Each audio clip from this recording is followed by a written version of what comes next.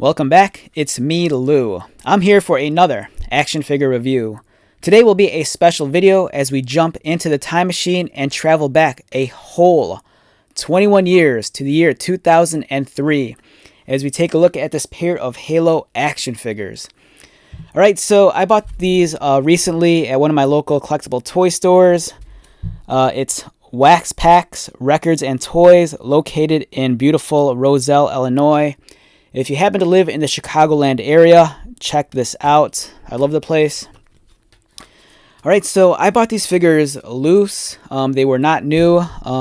These were standing on the shelves at the store. And anytime I see any of these older Joyride Halo figures, I immediately swoop in and just grab them. These were my Halo figures from back in the day. You know, a lifetime ago, that one game, Halo Combat Evolved, came out on the Xbox and changed the landscape of first-person shooters in the world of video games. So ever since then, I've always been a big fan of Halo, and more specifically, the toys. These action figures, they're amazing. They're definitely a piece of their time period. You know, they haven't aged all that well, but I still think they're awesome, and they hold a very special place in my heart. So when these figures were first released, they were not advertised as Spartans. These were still advertised as Master Chief. The only thing was that you were getting a different costume, a different colored costume of Master Chief. So if you bought this on the shelves, it would read the box art would read, you know, Master Chief, but it'd be a white costume one. You know, it wouldn't be labeled as like a generic Spartan. But that's how it was back then. You know, ever since the game came out, you know, some 21 years later, they've really expanded on the Halo lore, you know, with the novels, the comic books, and of course the TV show. But it's the idea of the Spartan armor is such a cool thing. These toys portray Master Chief in his Mjolnir armor as seen in the first video game, Combat Evolved. We have the red armor here on the right and the white one on the left. You know, they're essentially identical figures. You'll notice that the red one, the battle damage on it's a little bit more evident. You know, this one does have the battle damaged armor. You know, you can see the scarring on the armor plating and the dents. But the red one does a better job of conveying it because underneath the armor you can kind of see the silver metal underneath. And there's also some weathering on the figure as well. You know, there's some browns and grays dusted throughout the figure to make it look battle worn. This is a large action figure too. This guy stands in at about 7 3/4 inches. And here's a size comparison next to a modern McFarlane DC Multiverse figure.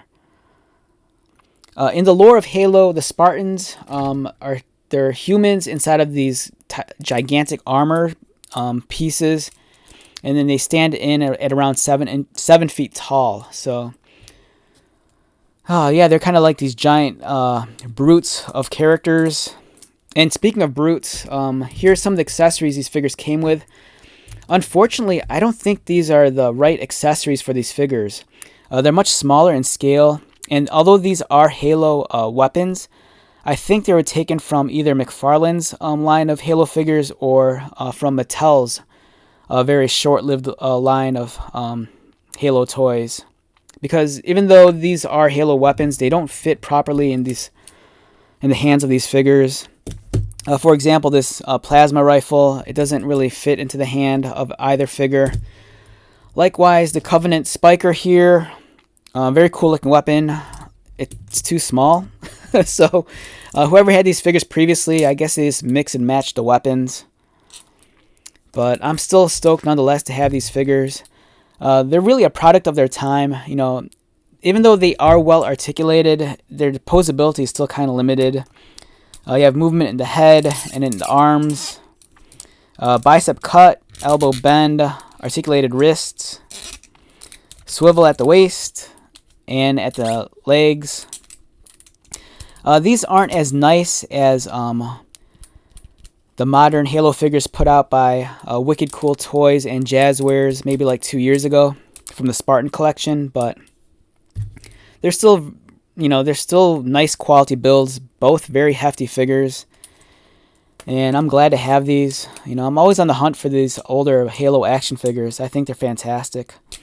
I just need to broaden my range and include more of the Xenos characters like the Covenant.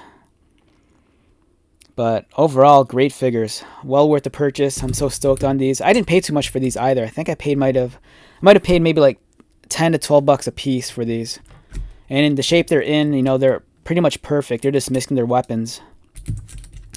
Alright, so with that being said, let's wrap this one up. Once again, my name is Lou. If you're new to my channel, welcome. If you are a returning viewer subscriber, thank you so much for your continued support. I greatly appreciate it. So until the next video, be safe, take care of yourself, buy lots of toys, and most importantly, be happy. And I'll see you at the next one. Alright, later.